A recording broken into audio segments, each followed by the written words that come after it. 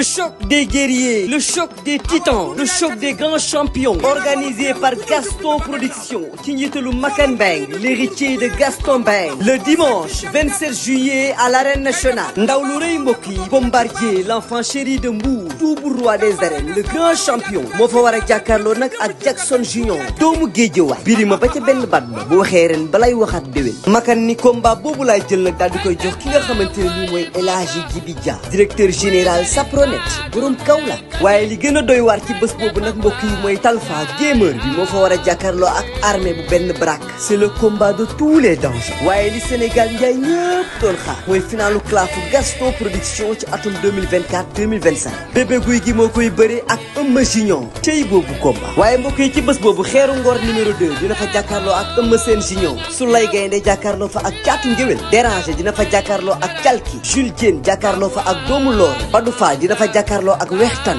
Sores numéro 2 jàkkaarloo fa ak Soga Door. Omar Sita jàkkaarloo fa ak Tafa Junior. sponsor leader Makane 1xBet. numéro 1 du Paris sportif. Les Alip. Chocolat Delia. King Boisson. Dibiteri Uba. Restaurant Le Calo. Entrée supporter mu ne 3000 francs. annexe loge 10 000 francs. loge officielle 30 000 francs. mbokk yi bu ne ko kenn nettali. lamb ji nag en live pay per view ci seen affiche.com ngeen ko mën a seetaan. 5000 francs pour yéen ñi nekk Sénégal wala yéen ñi jënd ak les paiements locaux. 11,99 € pour yéen ñi nga xam ni yéen a nekk ci diaspora bi wala ngeen di fay ak seen carte bancaire. cey Makan Mbeng lu waay doon lu mu dëgër moo tax le 27 juillet arène nationale B ku fa dem xam ni ndaanaane jur ndaanaan.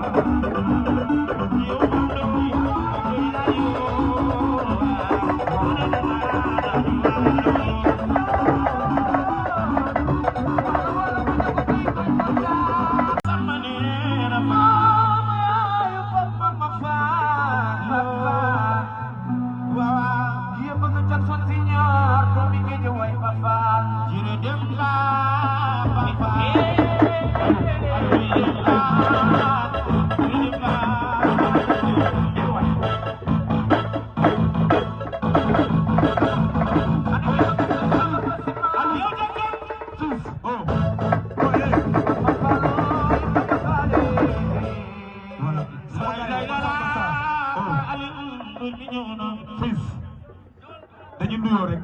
Jackson Signore. dañuy nuyoo rek jox la nga doxal. Père Mbow. ki ci way xewle. xam nga tey bés la boo xamante ni.